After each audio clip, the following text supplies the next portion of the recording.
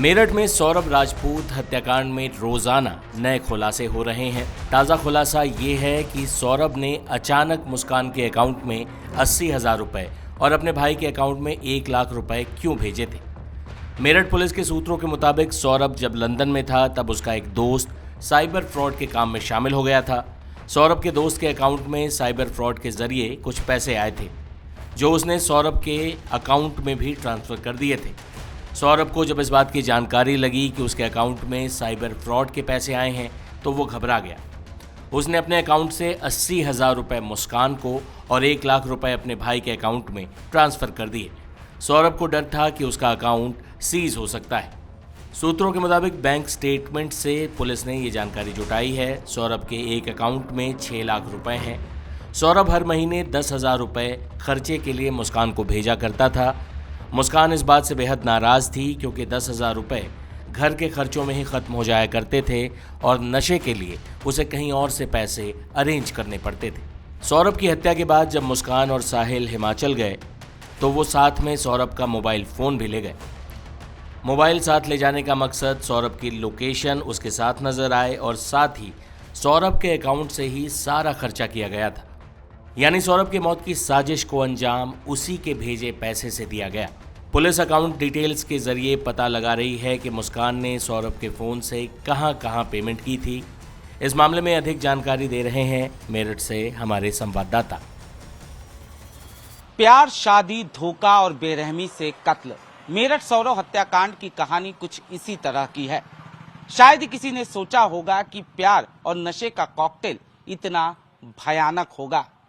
फिलहाल पुलिस इस पूरे मामले की जांच कर रही है और मुस्कान और सौरभ के बैंक अकाउंट को भी खंगाला जा रहा है, क्योंकि जांच के दौरान ये पता चला है कि सौरभ हत्याकांड की साजिश की जो स्क्रिप्ट तैयार की गई थी और उस स्क्रिप्ट के अनुसार जो सामान लाए गए थे वो सामान सौरभ के पैसों से ही खरीदे गए थे।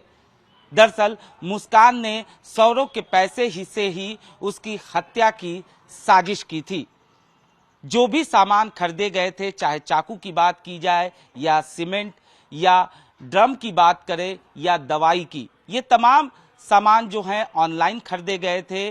और इतना ही नहीं, कसौल जाते वक्त यानी वारदात को अंजाम देने के बाद जब मुस्कान और साहिल हिमाचल प्रदेश जाते हैं उस दौरान ये दोनों जो हैं, खासतौर पे मुस्कान जो है वो सौरभ का फ़ोन भी अपने साथ ले जाती है। और इसके पीछे की जो वजह होती है, पहली वजह ये होती है कि जो लोकेशन ट्रेस हो वो मुस्कान के साथ का ट्रेस हो। और दूसरी सबसे बड़ी वजह ये भी सामने आती है कि सौरभ के फ़ोन से ही लगातार वहाँ पर जो भी खर्च किए गए, चाहे कसौल जाते वक्त या वहाँ रहने के दौरान जो भी सामान खरीदे गए, जिसमें शराब की बोतलें भी थी, ये तमाम चीज़ें जो हैं वो सौरभ के फ़ोन से ही खरीदे गए, यानी उसके यूपीआई अकाउंट से ही खरीदे गए। इतना ही नहीं, जांच के दौरान ये भी पता चला है कि मुस्कान के अकाउंट में सौरभ ने 80,000 रुपया एक खास मकसद से ट्रांसफ़र किया था। दरअसल जब सौरभ लंदन में था उस दौरान उसका एक दोस्त जो है वो साइबर फ्रॉड में लिप्त हो गया था और उसके अकाउंट में कुछ पैसे आए थे। उसने वो पैसे सौरभ के अकाउंट में ट्रांसफ़र किए थे और ये बात जब सौरभ को पता चलती है उसके बाद वो 80,000 रुपया मुस्कान के अकाउंट में ट्रांसफ़र करता है और 1 लाख रुपए अपने भाई के। दरअसल सौरभ को डर था कि उसका अकाउंट सीज न हो जाए। इतना ही नहीं, जांच के दौरान ये भी पता चला है कि जब ये लोग यानी साहिल और मुस्कान जब हिमाचल प्रदेश जाते हैं उस दौरान रोजाना 2 बोतल शराब की खरीदी जाती है और उसका जो पेमेंट किया जाता है वो सौरभ के ही अकाउंट से किया जाता है। फिलहाल पुलिस दोनों के अकाउंट की जांच कर रही है। इतना ही नहीं, कसौल का जो वीडियो सामने आया है उसको देखने से भी साफ तौर पे पता चलता है कि किस तरीके से ये दोनों जो हैं, इन दोनों के जहन में किसी तरीके का कोई पछतावा नहीं था। दोनों पूरी तरह से मौज मस्ती करते हैं और नशे की हालत में भी साफ तौर पे देखे जा सकते हैं, क्योंकि कई बार जो है वो मुस्कान गिरती है, कई बार साहिल लड़खड़ाता है, दोनों एक दूसरे को संभालते हैं और उसके बाद वीडियो में साफ तौर पर देखने को मिलता है कि किस तरीके से दोनों एक दूसरे के साथ डांस कर रहे हैं। उनके मन में किसी तरीके का कोई पछतावा नहीं है और ना ही कानून का कोई डर है। और इसके पीछे की जो वजह थी वो साफ थी कि जिस तरीके से लाश के टुकड़े कर कर उसे पानी के ड्रम में सीमेंट के जरिए सील किया गया था, मुस्कान को उम्मीद थी कि जब तक वो मेरठ पहुंचेंगे तब तक शायद बॉडी डिकम्पोज हो जाए। फिलहाल पुलिस दोनों के अकाउंट को खंगाल रही है और इस पूरे मामले की कड़ियां जोड़ने की कवायद की जा रही है। तो वहाँ पे जो अलग अलग लोकेशन का दिखा रहा था कि मनाली है, अलग जगह पर है, तभी मैं अभी होली का त्योहार था, होली के त्योहार पे मैं अपने घर आया था, तो मैंने सीधे स्वभाव आंटी से पूछा कि आंटी सौरभ कहाँ पर है, वापस आ गया कुल्लू मनाली वगैरह घूम के? तो कह रही कहाँ, अभी तो वो वहीं घूम रहा है। तो ये मैं आपको होली के दिन की बात बता रहा हूँ, जबकि ये इंसिडेंट उसके साथ 3-4 तारीख के आसपास हो चुका ऑलरेडी डेथ का।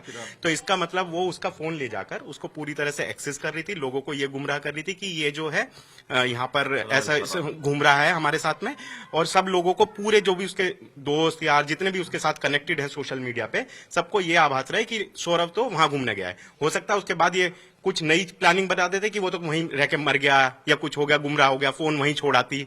वो पता नहीं उनके घर वालों की क्या बाद में प्लानिंग बनी कि तुम वापस आ जाओ और अपने आप को सरेंडर कर दो, और उसके पीछे भी पता नहीं इनके क्या लॉजिक है सरेंडर करवाना स्पेसिफिकली। अगर माँ बाप को इतनी ही चिंता थी अपने दामाद की, तो अपनी लड़की को ऐसे सरेंडर कोई नहीं करवाता, चाहे वो उसने गलत भी किया हो। इतना आज के डेट में माँ बाप इतना समझदार कोई नहीं है कि अपने बच्चे को सीधे ले जाके पुलिस के हवाले कर देगा, है ना, नहीं करने का। ये सब जैसा भी हुआ है उसके पीछे अभी भी क्या उसके कारण और मंशा है वो तो वही लोग बता सकते हैं।